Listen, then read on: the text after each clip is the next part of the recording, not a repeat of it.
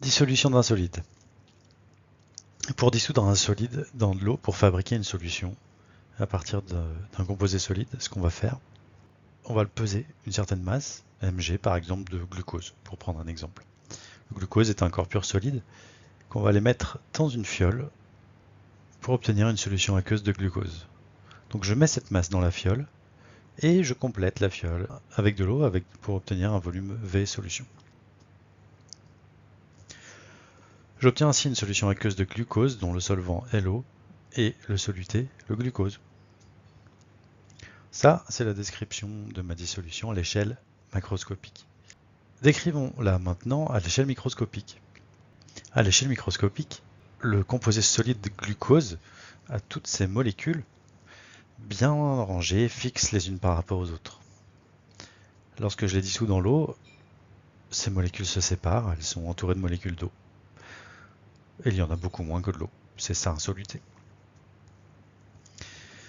Cette façon de décrire la dissolution, c'est grâce à des images, des schémas. On peut essayer d'utiliser d'autres langages, le langage symbolique.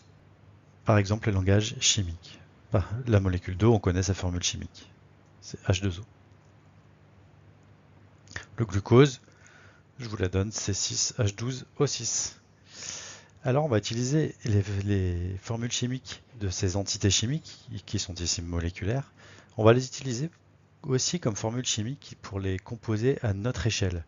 Par exemple, pour l'eau, on va également dire que la formule chimique de l'eau à notre échelle c'est H2O. On va ajouter un petit L pour liquide, comme pour indiquer que notre liquide est composé de plein de molécules d'eau, H2O.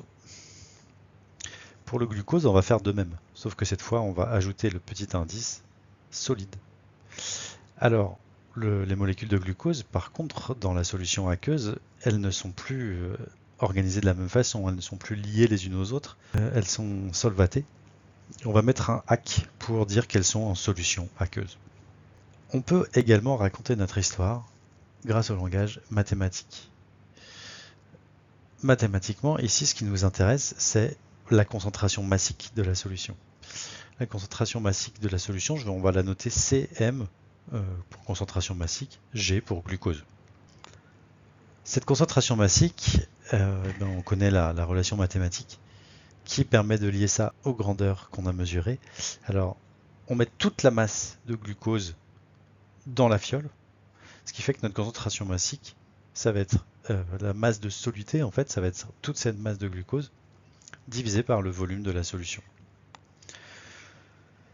Si jamais on connaissait la concentration qu'on recherchait, par exemple si on voulait fabriquer une solution de concentration donnée dans une fiole de volume donné, alors on pourrait remonter à la masse à prélever en inversant la relation mathématique de la concentration massique.